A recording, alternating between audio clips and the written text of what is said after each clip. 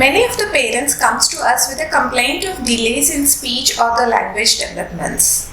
Most of them would be in confusion that kids might learn to speak at a little later age. Especially in India, we have a myth saying that boys might speak later than girls. So we can wait for some more time, give time for the child so that the child will develop on his own with respect to speech.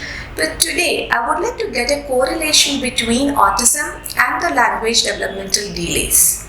This is Dr. Jyotsna Kanikundala from Daffodils CDC, Hyderabad.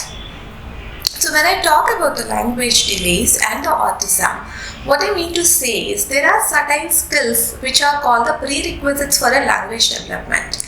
Just like your pre-writing skills before learning to write, we do have certain pre-language skills before learning to speak. When you talk about pre-writing skills, it's very easy. You just have to teach the child to hold the pencil in a proper manner, to join the dots or to make a curved line, slanting line, coloring, etc. which are called pre-writing skills which needs to be developed before writing alphabets and the words.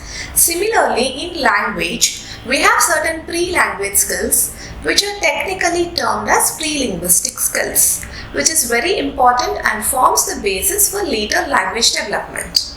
So now let's look on what are the pre-language skills. The first important thing is the eye contact. Child has to learn to give eye contact to the parent or the caregiver. That's when they'll start watching the facial movements of the parent. They'll start following the emotion with which we are talking about. And they'll also understand that communication needs two people. It's not one person or it's not a screen. Communication needs two people. So when the child learns to make an eye contact, they will develop that skill that I need to look into the eyes. I need to read the cues from their facial features or the body language. And also it would be enjoyable for the child. It gives a reinforcement to child to communicate back to the adult. And second important pre-language skill or the pre-linguistic skill is a listener response or the listener comprehension. Whenever you talk something to the child has to first listen to you. They need to pay attention, listen what you are trying to say and then try to process and understand it. Without this, generally in children who are at risk for autism or who are entering into the spectrum, they won't care for the others in the environment. So they would be engaged in their own play. So they won't be paying attention to what you are talking about. So then where is the question of understanding the language? That's the reason listener comprehension forms the basis for a language development. And the third pre-linguistic skill is a joint play and the joint attention. When I talk about the joint play, it's just you can choose any of the toys, you just have to take one. If I'm talking about the banana, I can explain the child like how to peel the banana, let's eat the banana. Wow, banana is very yummy.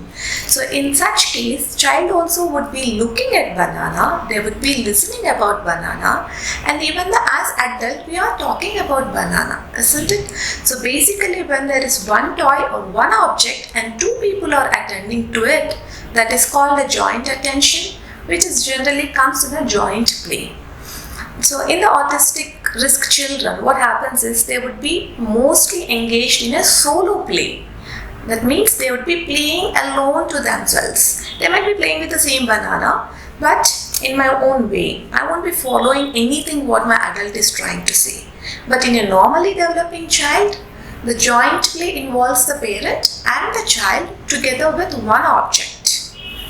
So I hope it gives a gist of it, how the pre-language skills are very important and how it makes a differential diagnosis between a language delay child and the autism risk child. Thank you.